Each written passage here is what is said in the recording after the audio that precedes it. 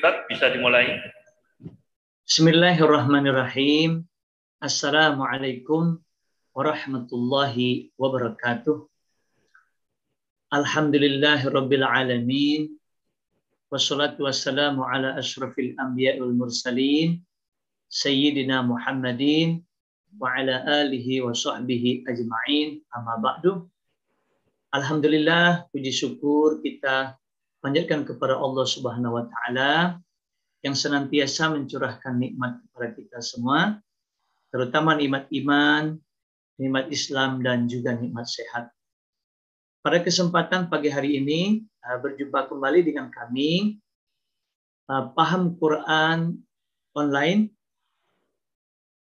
membahas tata bahasa Arab,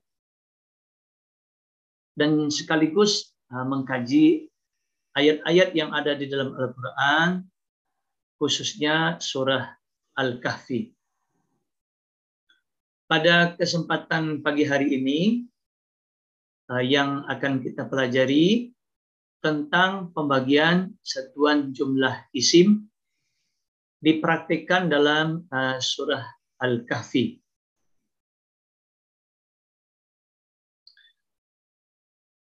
Pertemuan kita pada kesempatan pagi hari ini memasuki sesi yang keempat. Nah, yang kita bahas adalah mengenal satuan jumlah isim, kemudian juga mengartikan ayat yang ada di dalam Al-Quran, khususnya surah Al-Kahfi. Insyaallah pada kesempatan kali ini, ayat yang akan kita kaji dari surah Al-Kahfi, dari ayat 15 sampai ayat 17. Baiklah, sekarang kita masuk ke materi tata bahasa tentang pembagian satuan jumlah isim. Sebagaimana telah kita pelajari sebelumnya, bahwa isim itu adalah kata benda. Nah, isim atau kata benda dilihat dari satuan jumlahnya atau bilangannya itu terbagi menjadi 3, yaitu mufrad, musanna, dan jamak. Apa perbedaan masing-masing dari pembagian satuan jumlah isim tersebut? Pertama, mufrad. Tulisan Arabnya mufradun. Isim mufrad adalah kata benda yang berarti satu atau tunggal. Kalau dalam bahasa Inggris, singular. Contohnya, yang pertama, muslimun. Artinya seorang laki-laki muslim. Contoh kedua, muslimatun. Artinya seorang wanita muslim. Nah, baik muslimun maupun muslimatun, dua-duanya merupakan isim mufrad. Dari segi jumlah atau bilangan, itu satu atau tunggal.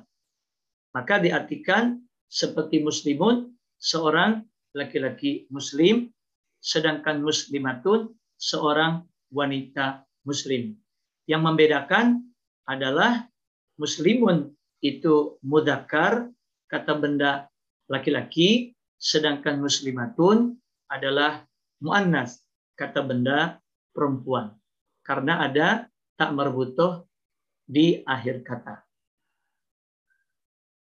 Kemudian yang kedua, musanna. Nah, tulisan Arabnya musanna. Isim musanna adalah kata benda yang berarti dua atau ganda, double. Cirinya ada penambahan alif ni atau ya sukun dan ni pada bentuk tunggalnya. Jadi di akhir kata benda atau di akhir isim ketika ada penambahan alif dan ni ataupun ya sukun dan ni, maka isim tersebut atau kata benda tersebut termasuk musanna. Contohnya, yang pertama muslimun, itu seorang laki-laki muslim. Tapi kalau ditambahin alif dan ni di akhir kata menjadi muslimani, artinya dua orang laki-laki muslim.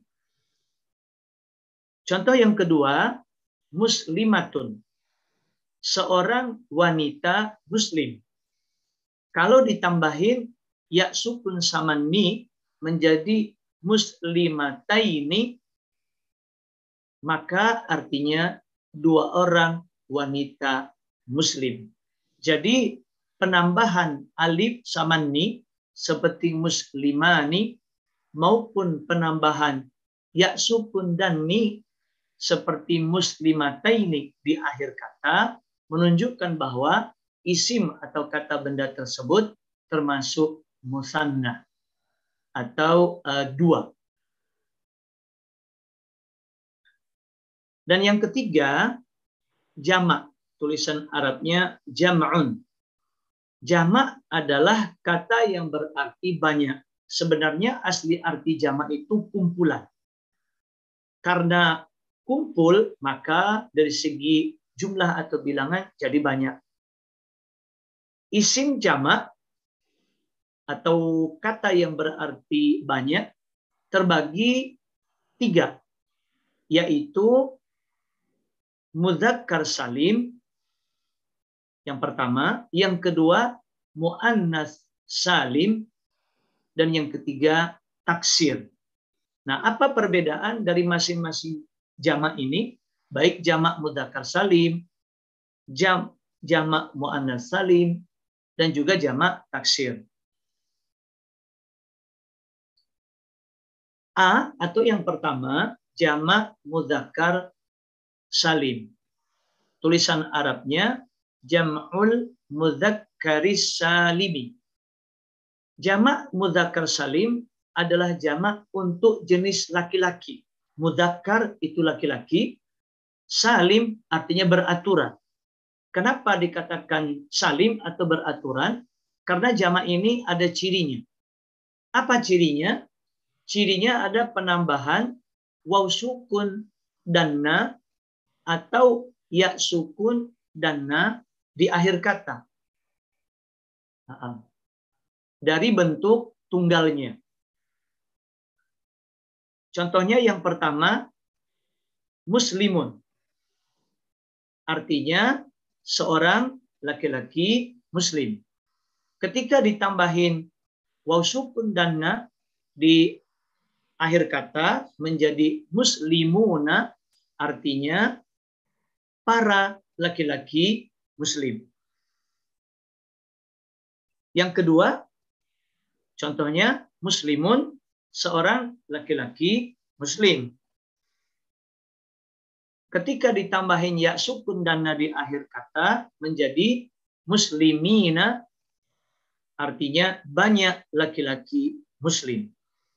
Jadi penambahan waw sukun dan na atau ya sukun dan na di akhir kata menunjukkan bahwa kata tersebut merupakan jamak mudzakkar salim atau jamak untuk jenis laki-laki beraturan.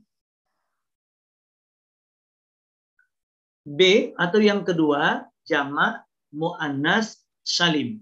Tulisan Arabnya jam'ul muannatsis salimi.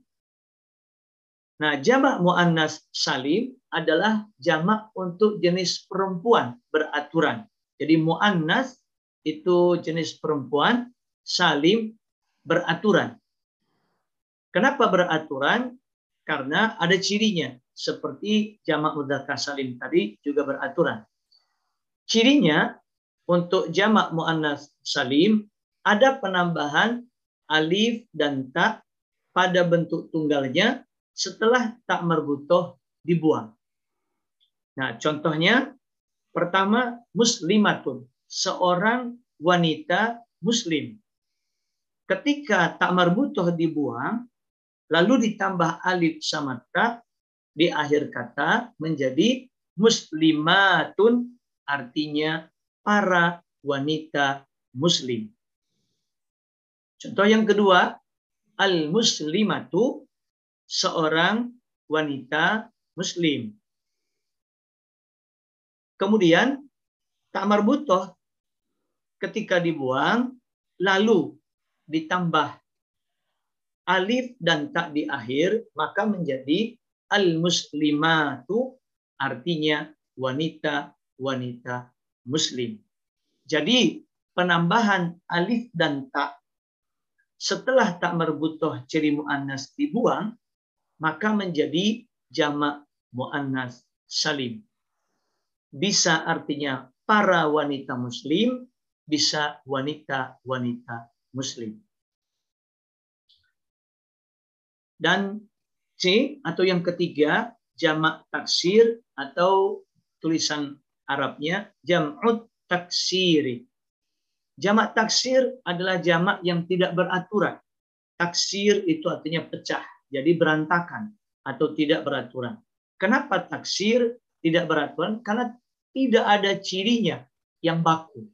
Hanya bisa diketahui dengan membuka kamus atau menghafalnya.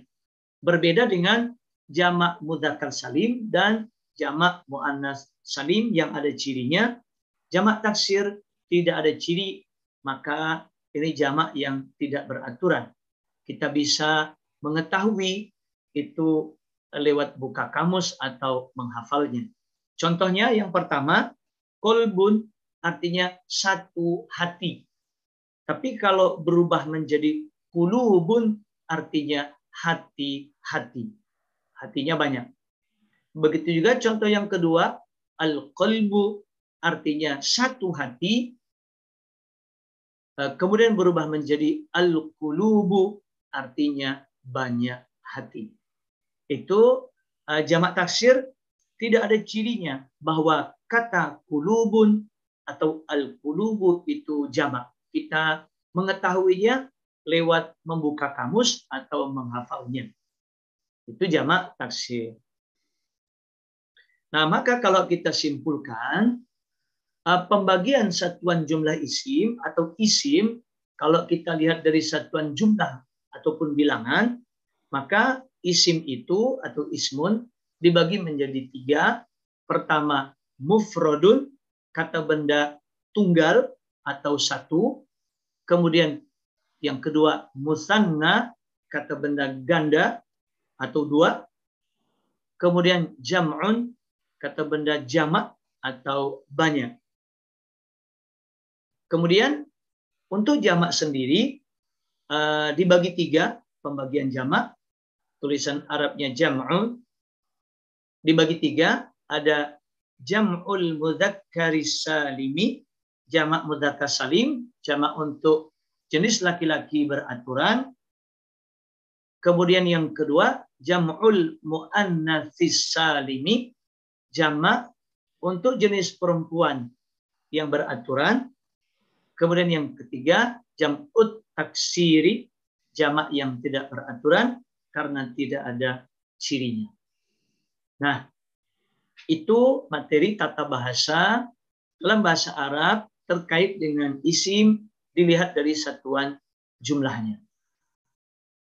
Sekarang kita masuk pembahasan mengartikan kata di dalam ayat dalam surah Al-Kahfi.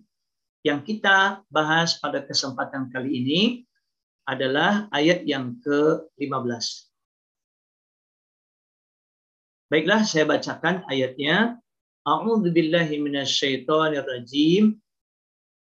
Haula'i qaumun attakhadhu min dunihi alihatan laula ya'tuna alaihim bisultanim bayyinin faman azlamu mimman iftara 'ala Allahi kadziban.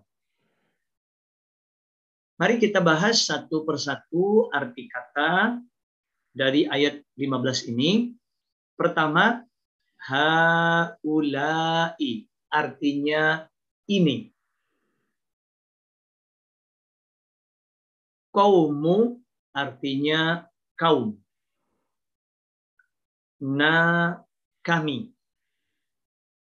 Nah, kalau tiga kata ini kita gabung menjadi haula'i qaumuna, artinya kaum kami ini. Dibalik ngerti ini. Kemudian ittakhadhu artinya mereka menjadikan. Nah, pada kata ittakhadhu mengandung arti pelaku mereka, yaitu waw sukun dan alif di akhir kata. Ini termasuk fiil atau kata kerja, seperti yang kita pelajari sebelum, karena ada ciri pelakunya. Kemudian min artinya dari, duni selain, hi dia. Kata hi itu bisa artinya nya, bisa juga artinya dia. Alihatan artinya Tuhan, Tuhan. Kalau 5 kata ini kita gabung menjadi ittakhadhu min dunihi alihatan. Artinya mereka menjadikan selain dia sebagai Tuhan-Tuhan. Laula sebenarnya 2 kata, tetapi ketika bergandengan, lau sama la, dia punya arti tersendiri dan menjadi satu kata. Artinya, mengapa tidak. Kemudian ya'tuna artinya mereka datang. Nah, pada kata ya'tuna mengandung arti mereka sebagai pelaku, dicirikan dengan huruf ya di awal kata dan waw sukun serta na di akhir kata. Ini termasuk fiil atau kata kerja karena ada ciri pelakunya. Kemudian ala artinya atas, him mereka. Bi dengan, sultanim alasan, bayinin yang terang. Nah, baik sultanin maupun bayinin, dua-duanya isim atau kata benda karena ada akhiran tanwin. Dari segi jumlah atau bilangan, maka 2 kata ini termasuk mufrad atau kata benda tunggal.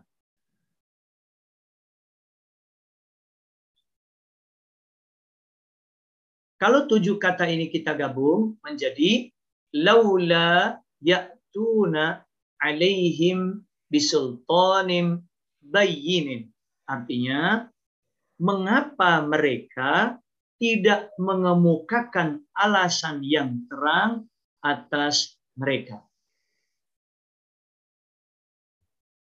Kemudian, fa artinya maka, man siapakah, azlamu lebih zolim atau aniaya.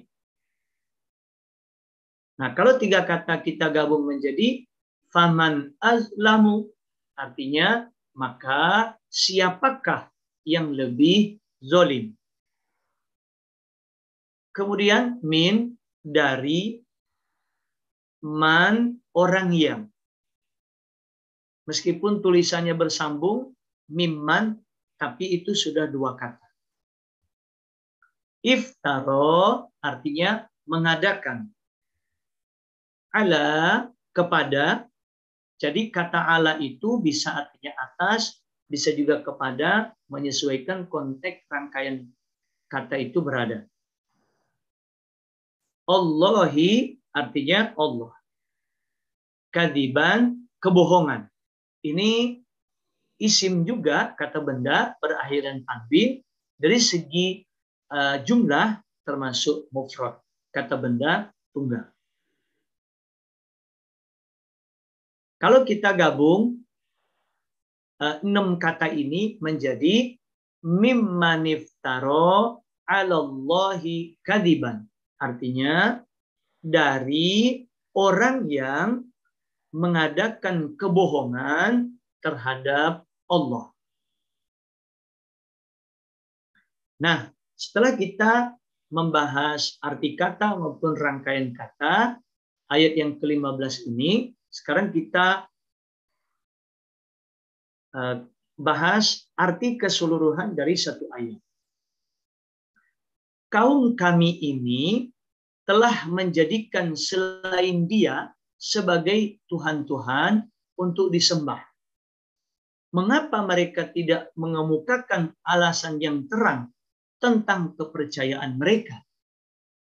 Maka siapakah yang lebih zalim dari orang-orang yang mengadakan kebohongan terhadap Allah? Nah, apa makna dari ayat ini? Ashabul Kahfi, mereka pemuda-pemuda yang beriman, mendapati kaum mereka menjadikan selain Dia atau selain Allah sebagai Tuhan-Tuhan untuk disembah. Berbeda dengan Tuhan yang Ashabul Kahfi sembah.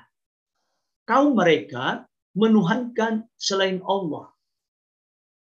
Nah, maka timbul pertanyaan pada Ashabul Kahfi tentang Tuhan-Tuhan yang kaum mereka sembah. Kata Ashabul Kahfi, mengapa mereka, maksudnya kaum mereka, tidak mengemukakan alasan yang terang atau tidak menjelaskan alasan yang terang tentang kepercayaan mereka bahwa Tuhan-Tuhan yang mereka sembah itu betul-betul Tuhan. Kenapa mereka tidak memberikan bukti atau mengemukakan alasan yang terang, alasan yang kuat bahwa yang mereka sembah itu betul-betul Tuhan? Nah, tentu kaum mereka yang menjadikan selain Allah sebagai Tuhan tidak bisa membuktikan, karena memang selain Allah bukan betul-betul Tuhan. Yang betul-betul Tuhan hanyalah Allah. Nah, kemudian, maka siapakah yang lebih zalim dari orang-orang yang mengadakan kebohongan terhadap Allah? Ketika kaum Ashabul Kahfi menuhankan Tuhan selain Allah, maka timbul pertanyaan, siapakah yang lebih zalim? Siapakah yang lebih aniaya? Siapakah yang paling rugi dibanding orang yang mengadakan kebohongan atau membuat kebohongan terhadap Allah? Allah sebagai satu-satunya Tuhan. Ketika kaum Ashabul Kahfi mengatakan ada Tuhan-Tuhan selain Allah, maka itu merupakan kebohongan terhadap Allah. Nah, siapa yang lebih zalim, lebih aniaya, lebih rugi dibanding orang seperti itu yang membuat kebohongan terhadap Allah? Ini pertanyaan yang nggak perlu dijawab, karena udah jelas jawabannya. Itulah orang yang paling zalim ketika mengatakan, menganggap ada Tuhan selain Allah. Ya. Sekarang kita masuk ayat yang ke-16 dari surah Al-Kahfi. Wa idzi tazaltumuhum wa ma ya'buduna illallah fa'u ilal kahfi yanshur lakum rabbukum mir rahmatihi wa yuhayyi lakum min amrikum mirfaqan. Nah, sekarang kita bahas satu persatu artinya. Wa artinya dan. Id biasanya artinya ketika, tapi bisa juga artinya apabila, menyesuaikan konteks rangkaian kata atau kalimat. I'tazaltum artinya kalian meninggalkan. Pada kata i'tazaltum mengandung arti pelaku kalian dicirikan dengan tum di akhir kata. Ini berarti termasuk fiil atau kata kerja karena ada ciri pelakunya. Kemudian hum artinya mereka. Nah, kata i'tazaltum dengan hum kalau dibaca bersambung i'tazaltumuhum, muncul huruf waw. Itu untuk kemudahan dalam bacaan. Tetapi kalau dipisah, maka wawnya itu tidak dimunculkan. Seperti tadi, i'tazaltum. Baru kemudian hum. Nah, kalau dibaca terpisah, wawnya tidak ada. Tetapi kalau dibaca bersambung, baru muncul huruf waw. Itu untuk kemudahan di dalam bacaan. Nah, kalau 4 kata kita gabung menjadi wa idz'tazaltumuhum. Nah, ini baru muncul waw ya, kalau disambung. Artinya, dan apabila kalian meninggalkan mereka. Kemudian wa artinya dan, ma apa yang, ya'buduna mereka sembah. Nah, pada kata ya'buduna mengandung arti pelaku mereka, dicirikan dengan huruf ya di awal kata dan waw sukun serta na di akhir kata. Maka ini kata termasuk fiil atau kata kerja karena ada ciri pelakunya. Illa selain, nah, bisa juga artinya kecuali, tapi kadang diartikan selain, menyesuaikan konteks rangkaian kata atau kalimat. Kemudian Allah artinya Allah. Allah ini termasuk isim juga atau kata benda berawalan alif lam, dari segi jumlah atau bilangan termasuk mufrad atau tunggal. Nah, kalau 5 kata kita gabung menjadi wa ma ya'buduna illallah, artinya dan apa yang mereka sembah selain Allah. Kemudian fa artinya maka. Iwu kalau terpisah dengan fa, kita membacanya seperti itu. Iwu artinya carilah tempat berlindung. Ila ke al-kahfi gua. Nah, al-kahfi ini juga termasuk isim kata benda berawalan alif lam, dari segi jumlah atau bilangan termasuk mufrad atau tunggal. Kalau 4 kata kita gabung menjadi fa'wu ilal kahfi. Jadi membacanya seperti itu. Kalau fa dengan iwu tadi kita gabung menjadi fa'wu ilal kahfi. Artinya, maka carilah tempat berlindung ke dalam gua. Yansyur artinya dia akan melimpahkan. Pada kata yansyur mengandung arti pelaku dia, dicirikan dengan huruf ya di awal kata, maka ini termasuk fiil atau kata kerja karena ada ciri pelakunya. Kemudian la artinya kepada, kum kalian, Robbu Tuhan, kum kalian, min dari, rahmati rahmat, hi-nya.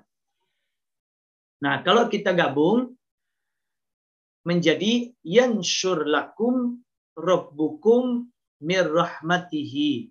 Artinya Tuhan kalian akan melimpahkan sebagian rahmatnya kepada kalian.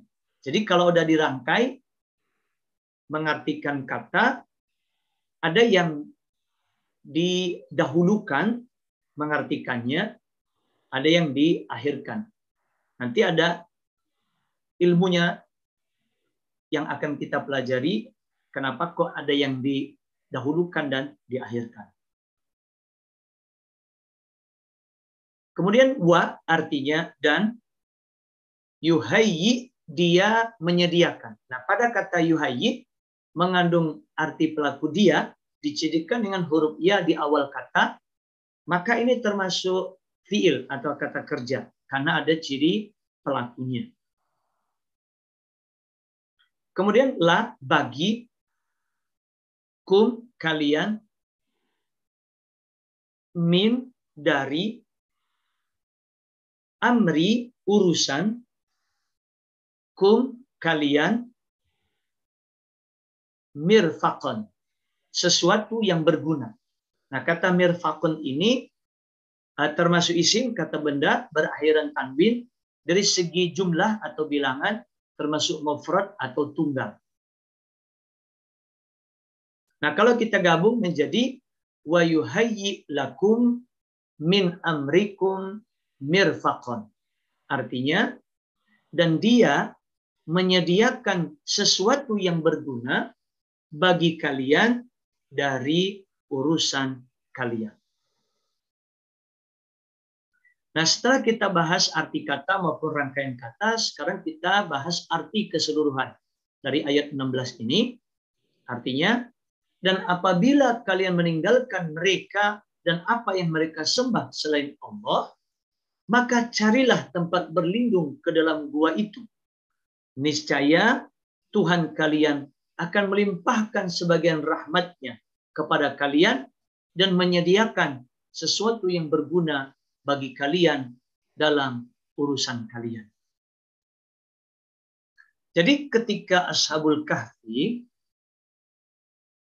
yang teguh mempertahankan keimanan mereka berhadapan dengan penguasa yang zalim karena memaksa kaumnya, penguasa yang zalim itu memaksa kaumnya untuk menyembah berhala-berhala, Tuhan-Tuhan selain Allah, sehingga Ashabul Kahfi merasa terancam jiwa mereka. Maka sesama mereka mau mencari tempat yang aman bagi mereka. Sehingga sesama mereka mengusulkan untuk pergi meninggalkan kaum mereka untuk mencari tempat perlindungan. Nah, maka muncullah usulan atau ide di antara mereka untuk meninggalkan kaum mereka termasuk penguasa yang zalim itu. Nah, ketika mereka meninggalkan kaum mereka yang menyembah selain Allah, dan juga mereka meninggalkan sesembahan kaum mereka selain Allah, maka mereka mencari tempat berlindung ke dalam gua. Memang di zaman dahulu, tempat untuk mencari keselamatan dari kejaran penguasa atau musuh itu ke dalam gua. Nah, gua menjadi tempat pilihan untuk mencari tempat keselamatan. Nanti Tuhan kalian, kata sesama mereka, Ashabul Kahfi, Tuhan kalian akan melimpahkan sebagian rahmat-Nya atau sebagian nikmat-Nya, karunia-Nya kepada kalian. Dan menyediakan sesuatu yang berguna bagi kalian dalam urusan kalian. Jadi, karena Ashabul Kahfi ini orang-orang yang beriman, maka mereka yakin bahwa sekalipun mereka berada di dalam gua, Allah akan melindungi mereka. Allah akan menjaga mereka dari hal-hal yang akan membahayakan mereka, dan juga Tuhan Allah akan memberikan sarana dan prasarana untuk keberlangsungan kehidupan mereka di dalam gua itu. Walaupun secara akal kayaknya susah karena berada di dalam gua, tidak ada akses orang luar masuk ke dalamnya. Tetapi karena keyakinan mereka bahwa Allah Tuhan mereka Maha Kuasa, maka mereka yakin bahwa mereka akan selamat berada di dalam gua, dan segala kebutuhan mereka Allah akan penuhi di dalamnya. Itulah keyakinan Ashabul Kahfi. Dan itu juga menjadi ciri orang yang beriman, yakin kepada Allah, yakin dengan pertolongannya, termasuk Allah akan menyelamatkan dan memenuhi segala hajat atau kebutuhan kita orang beriman. Nah, sekarang kita masuk ayat yang terakhir pembahasan hari ini, ayat yang ke-17. وَتَرَى الشَّمْسَ إِذَا طَلَعَتْ تَزَاوَرُ عَنْ كَهْفِهِمْ ذَاتَ الْيَمِينِ وَإِذَا غَرَبَتْ تَقْرِضُهُمْ ذَاتَ الشِّمَالِ وَهُمْ فِي فَجْوَةٍ مِّنْهُ ذَلِكَ مِنْ آيَاتِ اللَّهِ مَن يَهْدِ اللَّهُ فَهُوَ الْمُهْتَدِ وَمَن يُضْلِلْ فَلَن تَجِدَ لَهُ وَلِيًّا مُرْشِدًا. Sekarang kita bahas artinya kata per kata maupun rangkaian kata. Pertama, wa, artinya dan. Taro, kamu melihat. Nah, pada kata taro mengandung arti pelaku kamu dicirikan dengan huruf ta di awal kata. Maka kata ini termasuk fiil atau kata kerja karena ada ciri pelakunya. Kemudian asyamsa, matahari. Ini termasuk isim atau kata benda berawalan alif lam. Dan dari segi jumlah termasuk mufrad atau tunggal. Nah, kalau tiga kata ini kita gabung menjadi watara syamsa.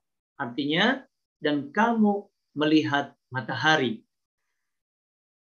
Idza, apabila tola'at, terbit atau muncul.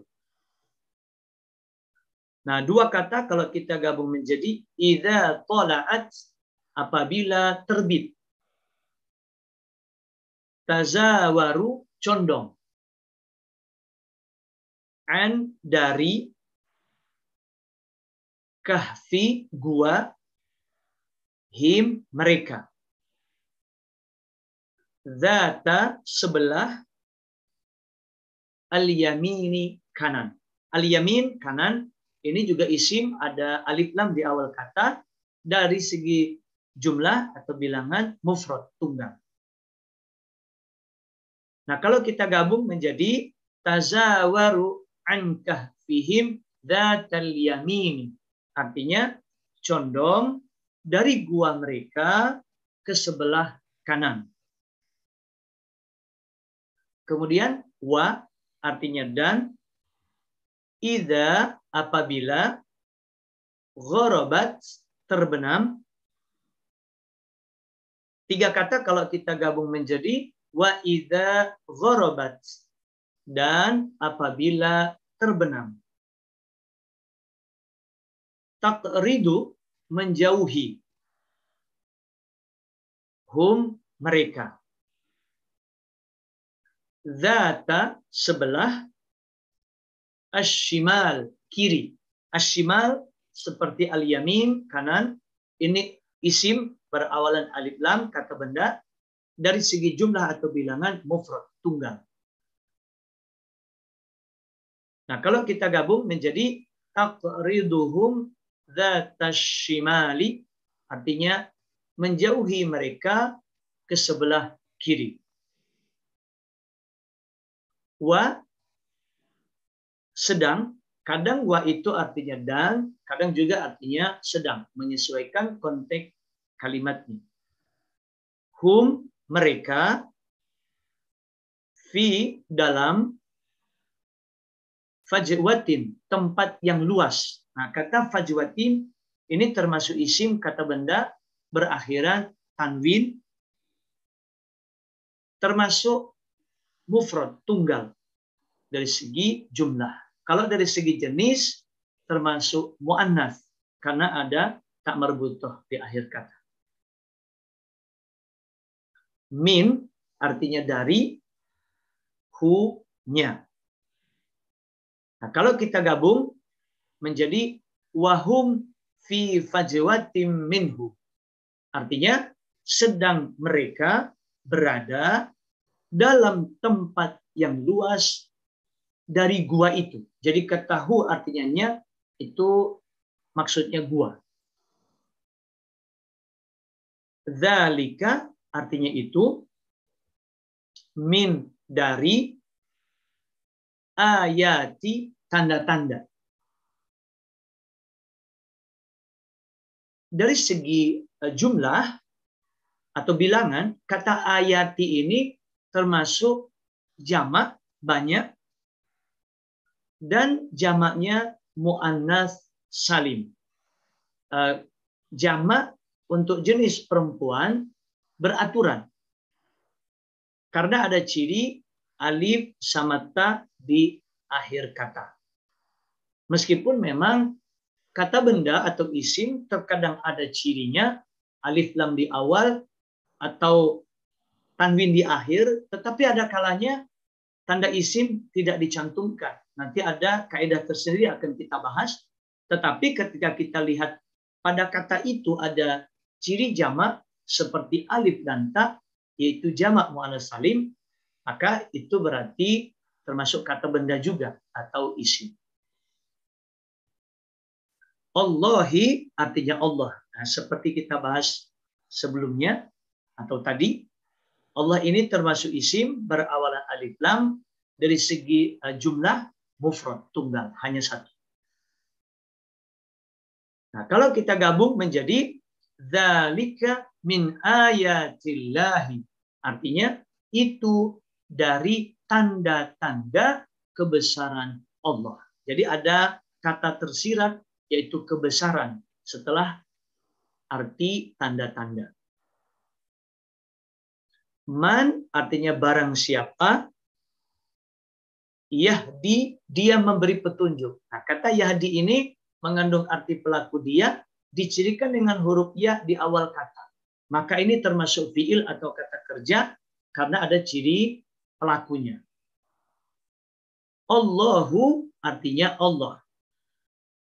Nah, kalau tiga kata kita gabung menjadi mayyahdillahu, artinya barang siapa yang Allah beri petunjuk. Jadi dibalik sedikit artinya. Fa, maka, huwa, dia, al-muhtadi, mendapat petunjuk atau orang yang mendapat petunjuk. Al-muhtadi ini isim, kata benda berawalan alif lam, dari segi jumlah mufrad, tunggal. Kalau kita gabung menjadi fahuwal muhtadi, artinya maka dia mendapat petunjuk. Wa, dan man barang siapa, yudlil dia sesatkan. Nah, pada kata yudlil mengandung arti pelaku dia, dicirikan dengan huruf ya di awal kata, maka ini termasuk fiil atau kata kerja karena ada ciri pelakunya seperti yahdi tadi. Nah, kalau kita gabung menjadi wa may yudlil, artinya dan barang siapa dia sesatkan. Fa, maka, lan tidak akan, tajida kamu akan mendapatkan. Nah, pada kata tajida mengandung arti pelaku kamu, dicirikan dengan huruf ta di awal kata. Maka ini termasuk fiil atau kata kerja. Karena ada ciri pelakunya. La, kepada, hu, nya, waliyan, artinya pemimpin. Ini termasuk isim, kata benda. Berakhiran tanwin, dari segi jumlah atau bilangan mufrad atau tunggal. Mursyidan yang memberi petunjuk. Sama seperti waliyan, mursyidan pun isim, kata benda, berakhiran tanwin. Dan dari segi jumlah pun termasuk mufrad atau tunggal. Nah, kalau kita gabung menjadi falan tajidalahu waliyam mursyidan. Artinya, maka kamu tidak akan mendapatkan seorang pemimpin pun yang dapat memberi petunjuk kepadanya. Nah, setelah kita bahas arti kata maupun rangkaian kata, sekarang kita bahas arti keseluruhan dari ayat 17 ini. Artinya, dan kamu akan melihat matahari bila terbit, condong dari gua mereka ke sebelah kanan, dan bila terbenam, menjauhi mereka ke sebelah kiri. Sedang mereka berada dalam tempat yang luas dalam gua itu. Itu adalah sebagian dari tanda-tanda kebesaran Allah. Barang siapa yang Allah beri petunjuk, maka dia mendapat petunjuk. Dan barang siapa dia sesatkan, maka kamu tidak akan mendapatkan seorang pemimpin pun yang dapat memberi petunjuk kepadanya. Nah, sekarang kita bahas makna. Apa maksud dari ayat 17 ini? Dan kamu akan melihat. Kamu biasanya di dalam Al-Quran ditujukan kepada Nabi Muhammad. Karena apa yang terjadi pada Ashabul Kahfi ini sudah berlalu. Diceritakan Allah kepada Nabi Muhammad. Meskipun kamu juga bisa arahnya atau tujuannya kepada kita-kita umat Nabi Muhammad yang membaca Al-Quran. Nah, apa kata Allah yang disampaikan kepada Nabi Muhammad khususnya? Dan kamu akan melihat matahari saat itu. Jadi seandainya Nabi Muhammad hidup di zaman Ashabul Kahfi, maka Nabi Muhammad akan melihat matahari bila terbit atau muncul condong dari gua mereka ke sebelah kanan atau bagian sebelah kanan. Dan bila terbenam, menjauhi mereka ke sebelah kiri. Artinya matahari itu tidak langsung menghadap atau cahayanya itu masuk lewat pintu gua. Tapi sebelah kanan ketika terbit, kemudian ketika terbenam sudah berada di sebelah kiri. Nah, ya kenapa itu terjadi? Karena supaya sinar matahari itu tidak langsung masuk yang akan membuat panas mereka Ashabul Kahfi di dalam gua. Tetapi ada pancarannya yang masuk ke dalam gua, tidak langsung cahaya panasnya yang masuk ke dalam gua, tetapi cahaya matahari ketika terbit yang merupakan cahaya yang memberikan manfaat untuk kesehatan. Nah, sedang mereka berada di dalam tempat yang luas dalam gua itu. Jadi biasanya memang gua tempat masuknya kecil, tapi ketika berada di dalam itu tempatnya yang luas. Cukup bagi mereka untuk berada di dalamnya. Nah, keberadaan Ashabul Kahfi di dalam gua yang berlangsung sekian lama, nanti di ayat berikutnya atau di ayat-ayat berikutnya kita akan bahas berapa lama mereka tinggal di situ. Tetapi keberadaan mereka di dalam gua yang cukup lama, tetapi mereka masih bisa bertahan. Itu merupakan sebagian dari tanda-tanda kebesaran Allah. Allah bisa menjaga keberlangsungan hidup mereka di dalam gua. Tentu hal itu menjadi tanda-tanda dari kebesaran Allah bagi orang-orang yang beriman, orang-orang yang percaya, yang yakin kepada Allah. Nah, barang siapa yang Allah beri petunjuk, maka dia mendapat petunjuk. Dan sebaliknya, barang siapa dia sesatkan, maka kamu tidak akan mendapatkan seorang pemimpin pun yang dapat memberi petunjuk kepadanya. Artinya bahwa petunjuk dan kesesatan itu dari Allah. Ketika Allah mau memberi petunjuk, maka seseorang dapat petunjuk. Tetapi ketika Allah sesatkan seseorang, maka siapapun tidak ada yang bisa menjadi pemimpin yang memberi petunjuk kepadanya. Sekalipun Nabi Muhammad tidak bisa mendapatkan pemimpin yang bisa memberi petunjuk kepada orang yang Allah sesatkan itu. Tetapi begini, kenapa sampai ada yang Allah beri petunjuk dan kenapa ada yang Allah sesatkan? Seolah-olah itu murni di tangan Allah petunjuk dan kesesatan itu. Nah, di ayat-ayat lain Allah katakan bahwa Allah memberi petunjuk bagi yang mau. Allah beri petunjuk, maka Allah beri petunjuk itu. Tetapi ketika orang itu menolak petunjuk yang Allah akan berikan, maka Allah pun tidak memberikan petunjuk sehingga Allah sesatkan. Jadi Allah memberi petunjuk bagi yang mau diberi petunjuk oleh Allah. Ada andil dari manusia untuk Allah beri petunjuk, yaitu kemauan. Tetapi ketika dia tidak mau diberi petunjuk oleh Allah, maka Allah pun tidak memaksanya untuk Allah beri petunjuk. Nah, lewat apa Allah beri petunjuk? Lewat Allah utus Rasul, lewat Allah turunkan kitab-kitabnya, lewat Allah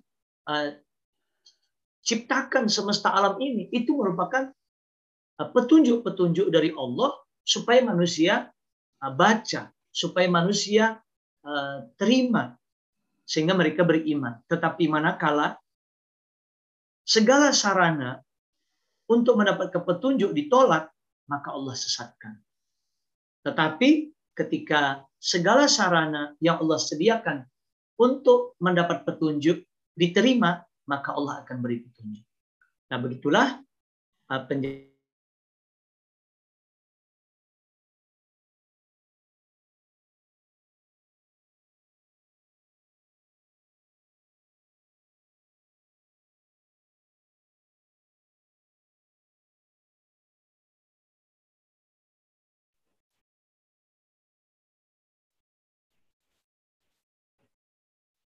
Maaf,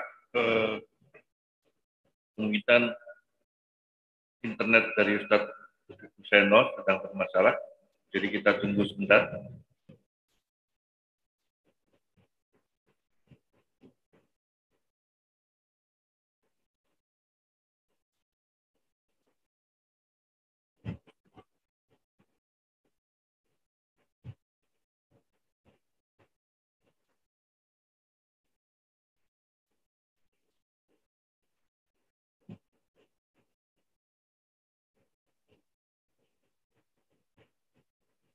Ustadz Seno.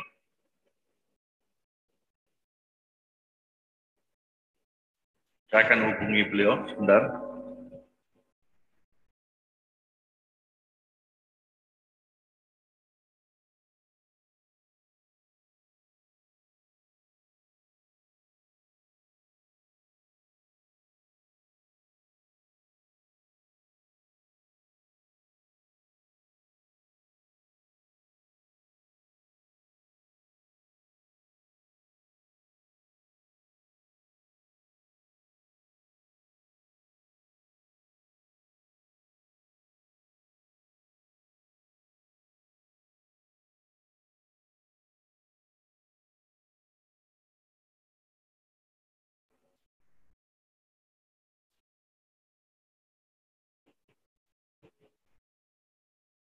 Ustadz Seno saya hubungi juga nggak diangkat teleponnya. Mohon maaf.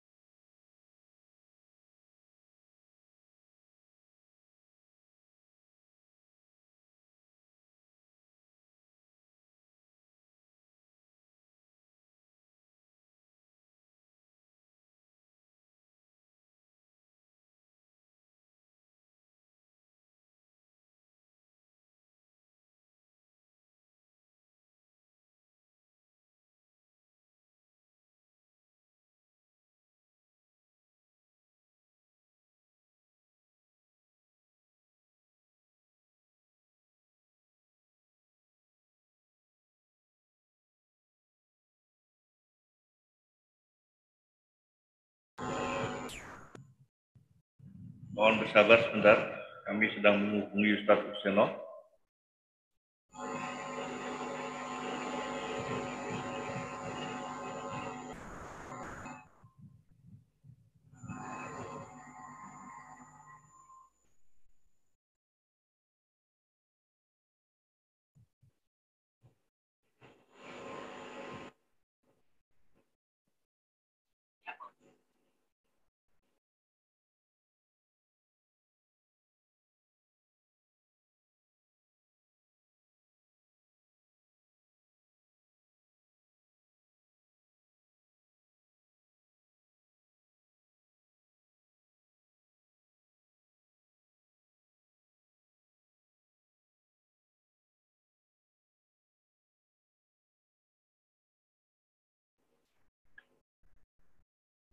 Mohon bersabar dikarenakan Ustadz Useno sedang berusaha untuk bergabung lagi di Zoom.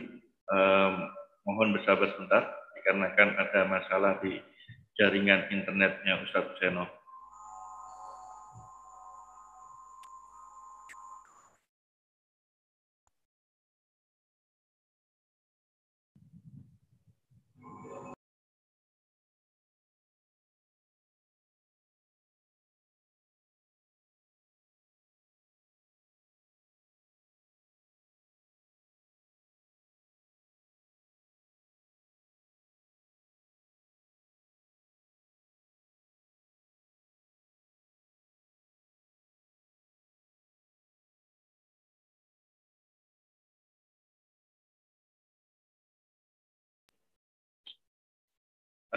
Kami menunggu tersambung kembali dengan jaringan internet Ustadz Useno. Saat ini Ustadz Useno sedang berusaha untuk mengkonekkan dengan Zoom-nya beliau.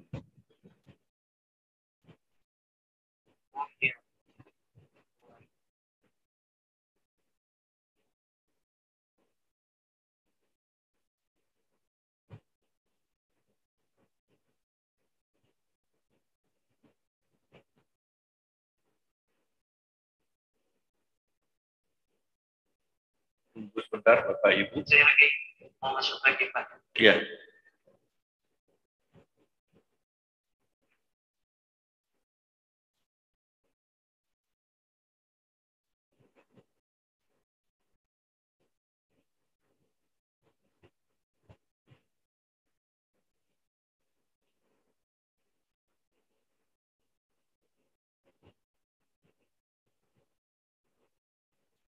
Sudah saya jadikan co-host, Ustaz. Oh iya.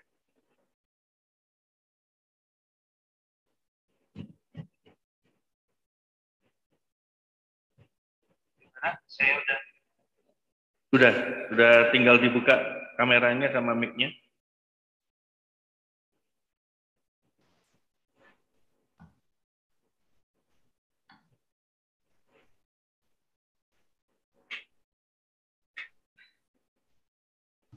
Oke, sekarang terbuka.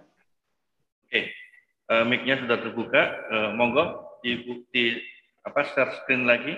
Baik.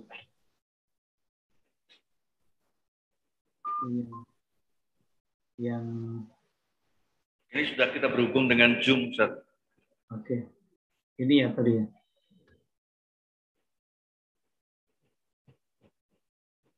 Udah muncul kok ini? Udah. Oke. Oke, diulangi lagi yang di belakang, Ustaz, karena tadi belum sampai ini. Oke, baik. Ke belakang dulu, Ustaz.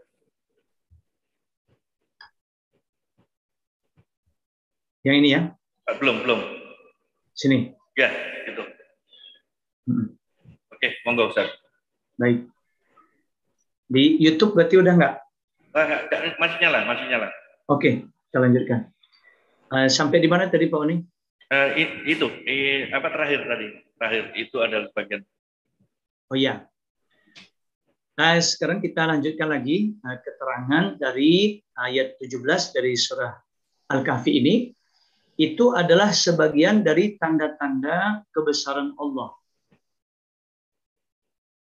Barang siapa yang Allah beri petunjuk, maka dia mendapat petunjuk, dan barang siapa dia sesatkan, maka kamu tidak akan mendapatkan seorang pemimpin pun yang dapat memberi petunjuk kepadanya.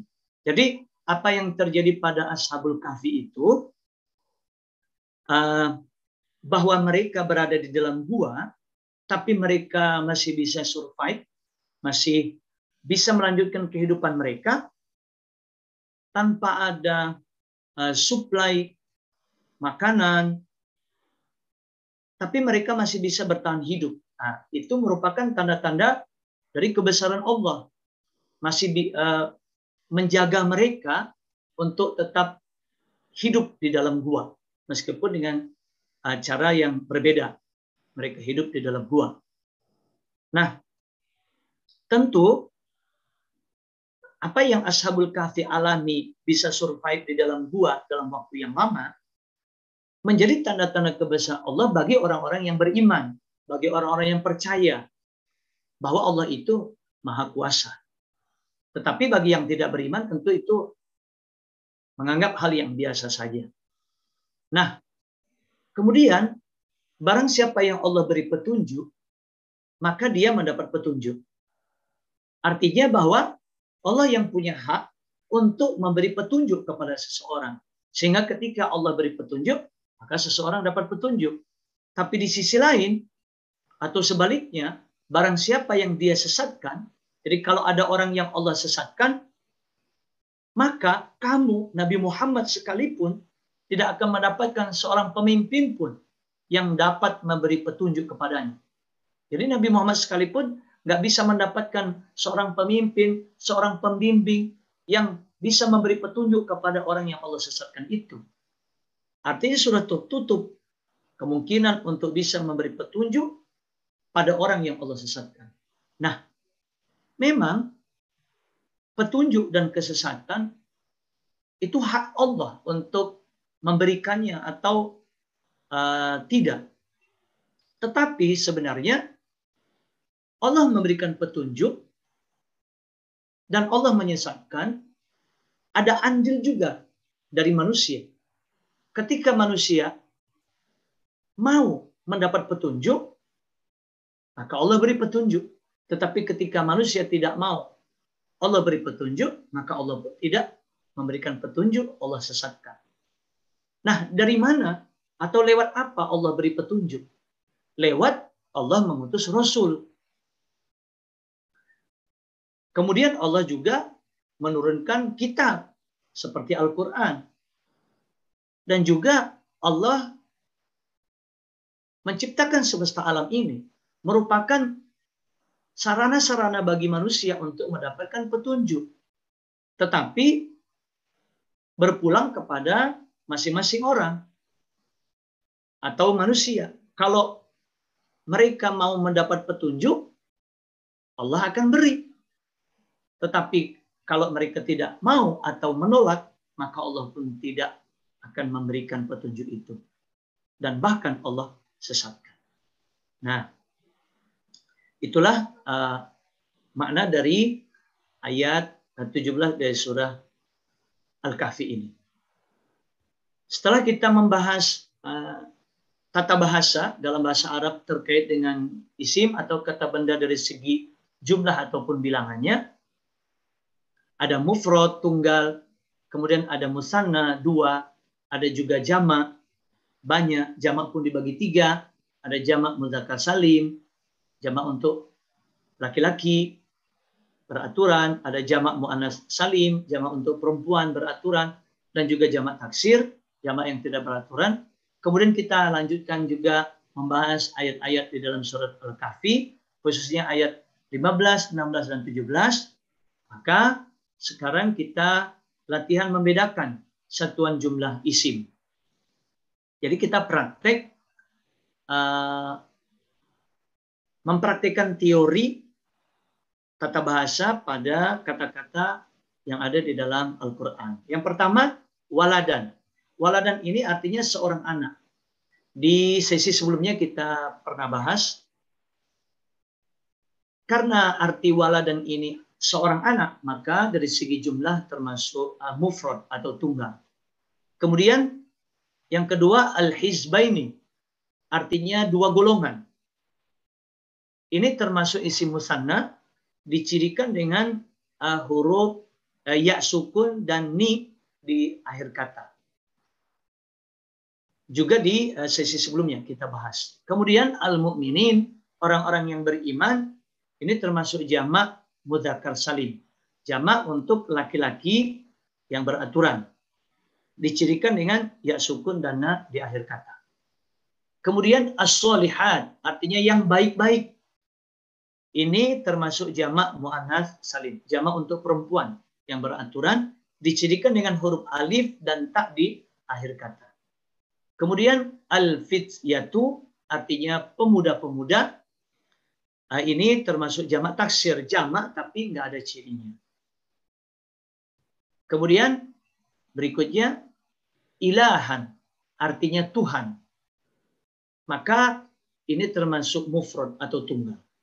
Sedangkan Al-Kahfi artinya gua, satu gua, maka termasuk mufrad juga. Kemudian alihatan artinya Tuhan-Tuhan. Ini jamak, tapi jamak taksir. Karena nggak ada ciri jamaknya. Berbeda tadi ilahan, itu mufrad Tuhan. Kalau alihatan, itu jamak taksir Tuhan-Tuhan. Kemudian ajron artinya pahala. Ini juga mufrad. Dan terakhir waliyan artinya seorang pemimpin. Ini juga isim mufrad atau tunggal. Nah, itulah latihan kita setelah membahas tata bahasa dan juga arti ayat-ayat serta tafsir. Diakhiri dengan latihan membedakan satuan jumlah isim. Mudah-mudahan materi yang kami sampaikan bermanfaat. Insya Allah pertemuan berikutnya kita akan adakan pada Ahad pekan kedua tahun depan 9 Januari 2022. Mudah-mudahan Allah berikan kesehatan, panjang umur, bisa jumpa lagi di sesi berikutnya. Nah, untuk info lebih lanjut, bagi yang mau belajar, ada kelompok-kelompok kajian yang kami bimbing.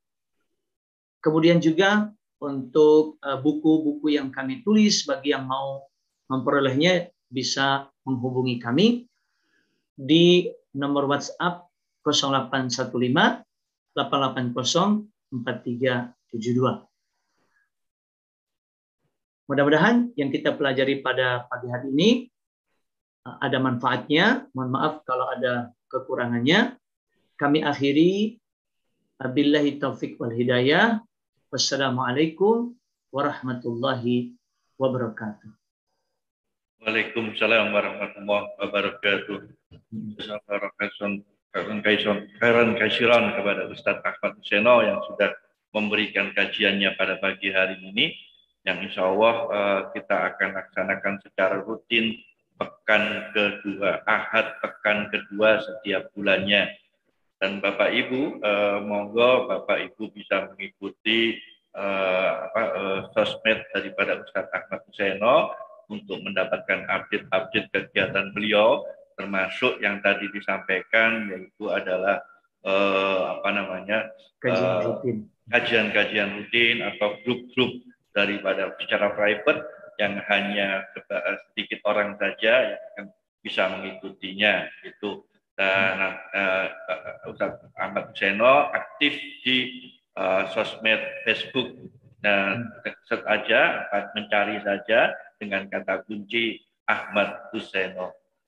Oke, demikian Bapak Ibu, monggo Bapak Ibu yang ada di YouTube bisa bergabung di Zoom, dikarenakan kita akan menuju ke sesi kedua, yaitu kita akan berinteraksi langsung dengan narasumber, yaitu Ustadz Huseno, untuk bisa bertanya-tanya dan juga bisa mempraktekkan langsung. Dan bagi Bapak Ibu yang ketinggalan kajian-kajian ini, bisa mengikuti link yang di atas ini yang ada di YouTube ya, yang ada di YouTube, nanti bisa akan ada linknya di sini. Nanti bisa melihat kajian mulai dari episode pertama sampai ketiga dan keempat. Sekarang kita sudah masuk ke episode keempat.